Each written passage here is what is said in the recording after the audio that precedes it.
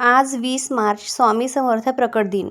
आजच्या दिवशी आपल्या मुलांसाठी आईने ही एक गोष्ट अवश्य करा. नमस्कार, मी पूनम. मी आपल्या यूट्यूब चॅनलवरती आपणा सर्वांचं अगदी मनापासून स्वागत करते. तुमच्या मुलांच्या आयुष्यातील अडचणी, अभ्यासातील समस्या, वाईट संगत आणि मानसिक ताण हे सगळं पाहून तुमचं मन अस्वस्थ होतंय का? कारण आजच्या धावपळीच्या जीवनात प्रत्येक आईवडिलांची एकच इच्छा असते, आपल्या लेकराचं आयुष्य सुखी व्हावं, त्यांना यश मिळावं, त्यांच्या वाटेवर येणारी संकटं दूर व्हावीत.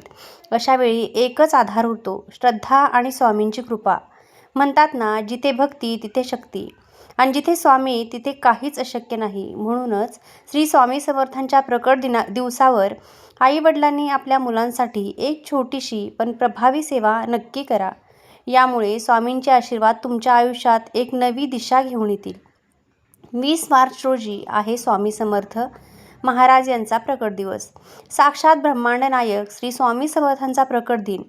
आई वडिलांनी आपल्या मुलांच्या उज्ज्वल भविष्यासाठी फक्त एक गोष्ट केली तरी स्वामींची अफाट कृपा तुमच्या मुलांना लाभेल. मग स्वामी प्रकट दिवसावर आई वडिलांनी आपल्या मुलांसाठी नेमकी काय करावं? तर उत्तर खूप सोपं आहे. स्वामींच्या प्रकट दिवसावर सकाळी लवकर उठून घर स्वच्छ करून देवघरात दिवा लावावा. मुलांच्या नावाने स्वामींचा मंत्र जप करावा. श्री स्वामी समर्थ या षडाक्षरी स्वामी मंत्राचा किमान 108 वेळा जप करावा. त्यानंतर मुलांच्या डोक्यावरून हात फिरवून मनापासून प्रार्थना करावी. स्वामी, माझ्या लेकरांना सद्बुद्धी, आरोग्य, यश द्या. कारण ही प्रार्थना फक्त आपले शब्द नसतात, ती आईवडिलांच्या मनातील खरी शक्ती असते. जेव्हा आई वडील श्रद्धेने स्वामींचं नाव घेतात, तेव्हा त्या भक्तीतून मुलांच्या आयुष्यात सकारात्मक ऊर्जा निर्माण होते. असे बऱ्याच जणांचे अनुभव आहेत. स्वामींच्या प्रकट दिवशी खूप मोठ्या पूजाअर्चा करायचीही गरज नाही, तर फक्त मनापासून केलेली ही एक छोटीशी प्रार्थना आपल्या मुलांना खूप काही मिळवून देऊ शकते.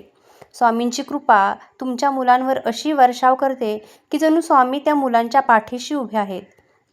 स्वामी समर्थांचा मंत्र सुद्धा खूप प्रभावी आहे.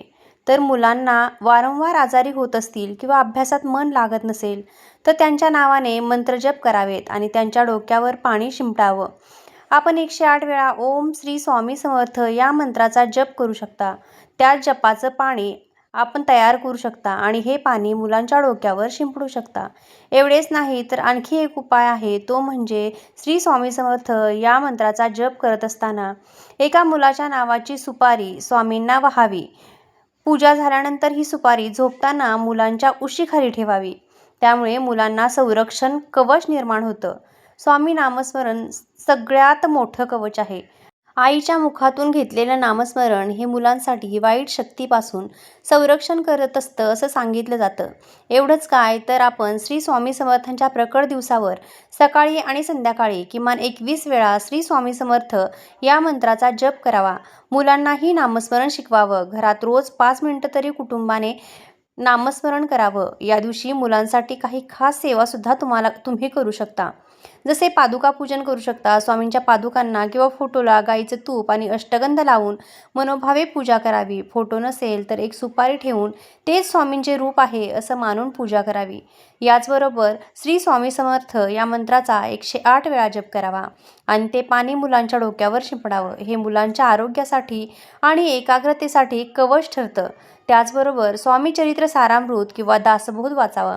मुलांसमोर मोठ्याने याचं वाचन केल्यास घरात सकारात्मक ऊर्जा निर्माण होते आणि मुलांनाही आवड निर्माण होते. स्वामींना प्रिय असणारी साखरपोळी किंवा श्रीखंडाचा नैवेद्य दाखवावा आणि त्याचा पहिला घास आपल्या मुलांना द्यावा.